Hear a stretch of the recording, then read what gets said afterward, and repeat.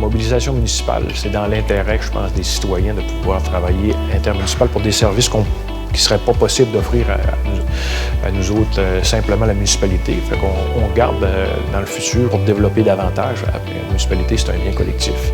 Fait que c'est notre devoir, justement, de devoir faire des partenariats et être à l'écoute des gens aussi qui veulent développer les saines habitudes de vie.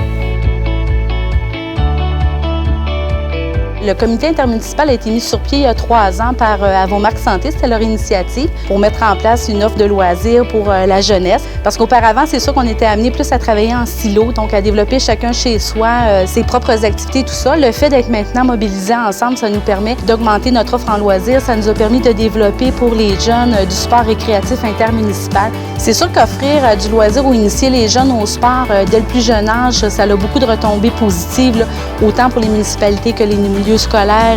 Bien, c'est certain que les deux milieux ont avantage à travailler ensemble. On a tous la même clientèle, on travaille tous pour la jeunesse, on a les mêmes objectifs, du moins on est le porteur du même message de vouloir leur faire adopter au quotidien des saines habitudes de vie. Comme nous, on a mis sur pied une activité de cheerleading. Je pense que tous les domaines auraient avantage à se mobiliser, donc pour nous, c'est sûr qu'on va continuer. Moi, dans le fond, je vais à Chicoutimi-Nord, mais je pratique mon sport à Saint-Fulgence. C'est facile parce que je peux me rendre à pied là-bas après l'école, puis ça me permet aussi de prendre de l'air.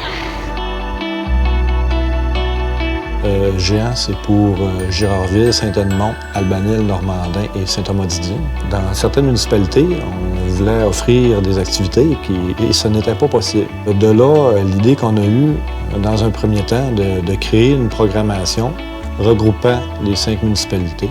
On a tous des lacunes, on a tous des problèmes. Puis nous, ce qu'on veut, dans le fond, c'est de les améliorer puis d'offrir aux citoyens une plus belle offre de services. Dans le fond, c'est qu'on puisse se partager nos ressources matérielles, nos ressources économiques, nos ressources physiques, nos ressources humaines aussi. Et on a mis en place à l'automne 2015 une programmation des loisirs qui est partagée entre les 5 municipalités. Tu sais, ce qu'on veut, c'est pouvoir offrir des activités, c'est que les activités fonctionnent. Bien, il faut que les gens participent. Fait que si on a des gens d'ailleurs, bien, c'est ce qui fait que l'activité est un succès. On a l'appui de nos dirigeants, de nos conseillers de ville qui sont très contents des résultats obtenus. On a l'appui aussi de la population. Les gens nous arrêtent pour nous dire « Hey, votre programmation, c'est vraiment bien, on est content, on est informé, puis on veut que ça continue. » Un CAL, c'est un comité d'action locale qui est sur le territoire rural nord de Jonquière, situé à Bégin, Saint-Ambroise et Larouche. Et ces comités-là se rencontrent dans le but de favoriser l'adoption des saines habitudes de vie pour les 0-17 ans. C'est très important d'avoir une dynamique au niveau intramunicipal parce que c'est ce qui fait que les gens ont un sentiment d'appartenance et un sentiment de continuer des activités et d'appartenir aux activités et que ça leur appartient. La démarche 2030, c'est parti d'un besoin du milieu. Suite au colloque du 20 mars, il y a 4 comités de travail qui se sont formés. Encore une fois, par rapport à l'accessibilité, offre de loisirs, saine alimentation et infrastructure. Mais la démarche complète de DDR 2030, c'est vraiment un exemple vivant que de travailler ensemble, c'est une concertation territoriale de différents acteurs. On dit souvent que seul, on va plus vite, mais qu'ensemble, on va plus loin. Puis je pense que la démarche DDR 2030, c'est vraiment un bon exemple. Quand tout le monde met la main à la pâte, là, je pense qu'on peut accomplir de grandes choses.